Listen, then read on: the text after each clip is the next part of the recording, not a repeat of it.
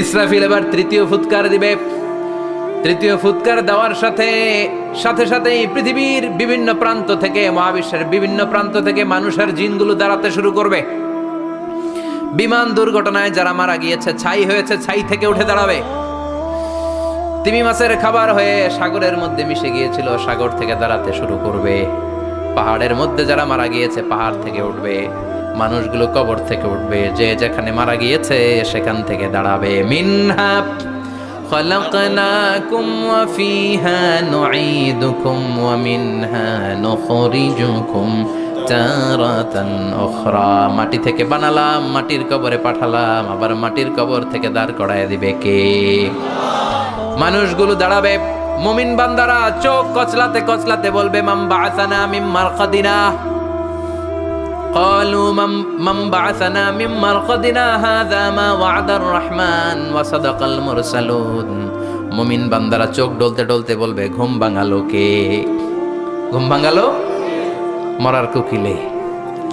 ঘুম ভাঙাইয়া গেল রে হে মরার কুকিলে, কয় না? এটা মরা কুকিল আবার ঘুম ভাঙায়। ব্যাটারি দিছে মনে এটার ভিতরে। আমার ঘুম ভাঙালো কে? মুমিনরা, আপনারা আসছে আনন্দের ঘুম দিবেন সেদিন কবরে।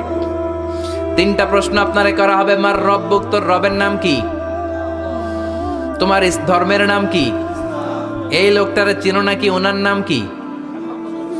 এবার বলবে তিনটা প্রশ্নের উত্তর কোত্থেকে শিখলা? কও কোত্থেকে শিখছে? বলতে হবে কোরআন থেকে শিখেছি। চারটার উত্তর যখন করতে পারবেন, ইফসাহু লাহু কবরুহু ৭০ যিরাআন, কবরটারে ৭০ হাত লম্বা করে দেয়া হবে। ওয়া ইফতাহু লাহু বাবুন ইলাল জান্নাহ, আপনার কবরের ভেতরে থেকে জান্নাতের দিকে একটা ঘর করে দেয়া হবে। জান্নাতের সুঘ্রাণওয়ালা সুবাতাস আপনার কবরের মধ্যে এসে ধাক্কা মারবে। জান্নাতে ঢোকা লাগবে না, আপনার ওই কানেকশন দিয়ে আসবে। এয়ার কন্ডিশনের যে রুমগুলো আছে, ওই রুমগুলোর ভিতরে না ঢুকলো, দরজার আশেপাশ দিয়ে হাঁটলেও একটা ঠান্ডা ঠান্ডা বাতাস আছে না নাই?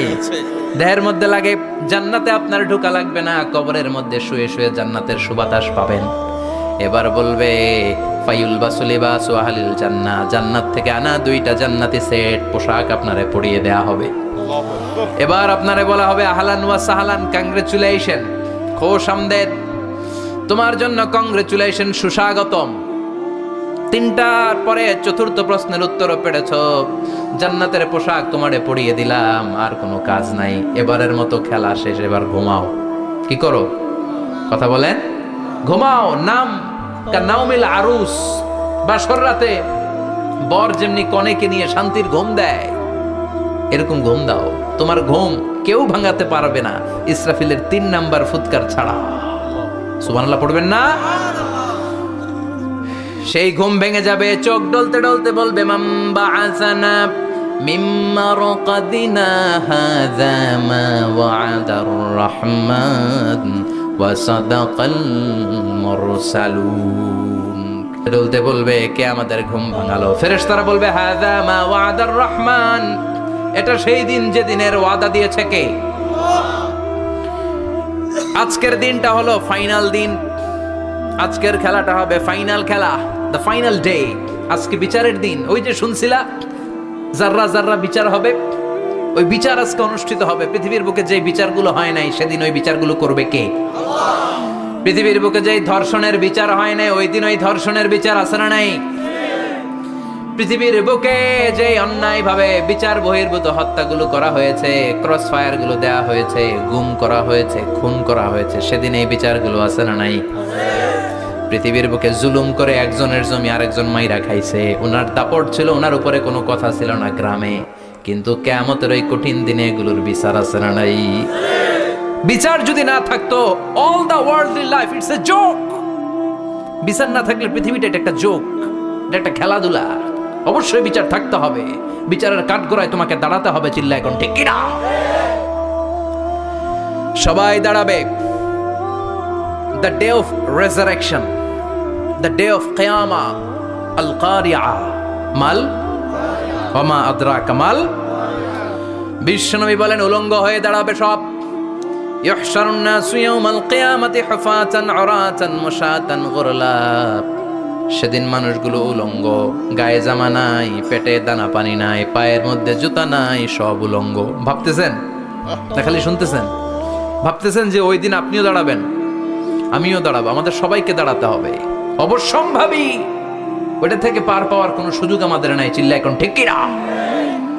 আল্লাহ বললেন কাআন সাফসাফা লা তারা ফিহা আওয়াজাম ওয়ালা আমতা, লেভেল প্লেইং ফিল্ড। এক জায়গা থেকে কোটি কোটি মানুষ এক নজরে দেখা যাবে। সবগুলো উলঙ্গের মতো দৌড়াবে, পেটে দানা পানি নাই, খাওয়া দাওয়া নাই, ক্লান্ত শ্রান্ত পেরেশান। মাথার সূর্যটা, আকাশের সূর্যটা একেবারে মাথার কাছে চলে আসবে। আল্লাহর আরশের ছায়া ছাড়া সেদিন কেউ কোনো ছায়া পাবে না। আল্লাহ এই কঠিন দিন তোমার আরশের নিচে এই গুনাহগার বান্দাদেরকে তুমি ছায়া করে দিও।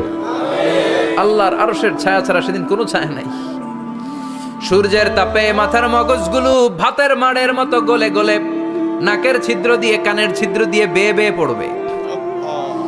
মানুষগুলো ক্লান্ত শ্রান্ত পেরেশান, ক্ষুধার জ্বালায় তৃষ্ণার জ্বালায় জিহ্বাটা বের হয়ে যাবে। 50,000 বছর হবে সে দিনটা লম্বা।